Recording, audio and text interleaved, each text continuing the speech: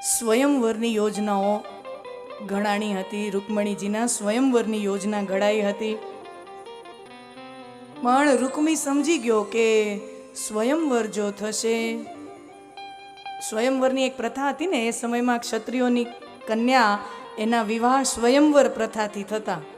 હવે હું આવું કહું ને એટલે આ વિભાગમાં નાની નાની લગ્ન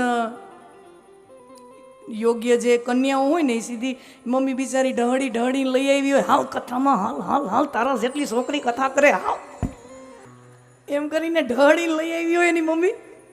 અને પછી કથામાંથી હું આમ કહું કે એ સમયમાં કન્યાને પોતાનો પતિ પોતાનો પાત્ર પસંદ કરવાની સ્વતંત્રતા હતી. એટલે છે ને એ છોકરી એની મમ્મી બાજુમાં બેઠી ને ઠું મારે સાંભળ સાંભળ સાંભળ. પણ મારી વાલી બેનપણીઓ, હું તમને કહી દઉં, हाँ स्वयंवर माने स्वयं अपना पति पसंद करने की स्वतंत्रता हती, पण ई पति डिस्को डांडिया रमता रमता नोता गोताता.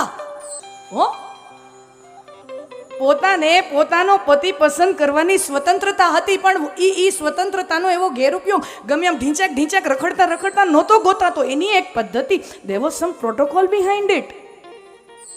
બે ત્રણ પદ્ધતિઓ હતી સ્વયંવરમાં. એક તો જેટલા રાજ્યો સાથે પ્રદેશો સાથે રાજાની મિત્રતા હોય, નજીકના સંબંધ હોય, તો એના રાજકુમારોને રાજાઓને આમંત્રણ આપવામાં આવે કે મારી દીકરી છે એ હવે લગ્ન યોગ્ય ઉંમરની થઈ છે, આપ આવો, સ્વયંવરની યોજના છે. તો બધાય રાજકુમારોને રાજાઓને આમંત્રણ આપવામાં આવે.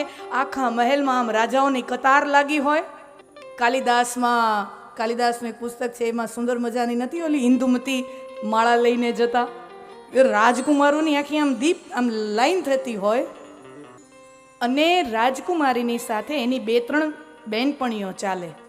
એ એક એક રાજકુમારની પાસે ઊભી રહીને રાજકુમારીને કહે, આ ફલાણા રાજાનો દીકરો છે, એના દાદા આ, પડદાદા આ, એના પિતા આ, એનું રાજ્ય આ, એની પાસે સંપત્તિ આટલી, આ રાજ્ય પર જમીન આટલી, આ રાજ્યની રાજ તિજોરીમાં સંપત્તિ આટલી, આટલા યુદ્ધો લડ્યો છે, આટલા યુદ્ધો જીત્યા, આટલા યુદ્ધો હાર્યા, આટલા શસ્ત્રો જાણે, આટલા શાસ્ત્રો જાણે, અને દેખાય છે કેવો, એ તો સામે જ ઊભા છે, અને રૂપ કેવું છે એ તો સામે જ ઊભા છે. એટલે એક એક રાજકુમારનો બાયોડેટા વંચાતો જાય, અને પછી કન્યા નક્કી કરે કે ના ના ના, આ યુવક મારા માટે યોગ્ય છે. એમ પછી એ કન્યા એ યુવકના ગળામાં વરમાળા પહેરાવે, અને પછી એના વેદોક્ત વિધિ મંત્ર સાથે એના લગ્ન થાય. અથવા તો બીજી પદ્ધતિ હોય, કન્યા પક્ષ એટલે કન્યા દ્વારા અથવા પિતા દ્વારા કોઈ સ્પર્ધા રાખવામાં આવે.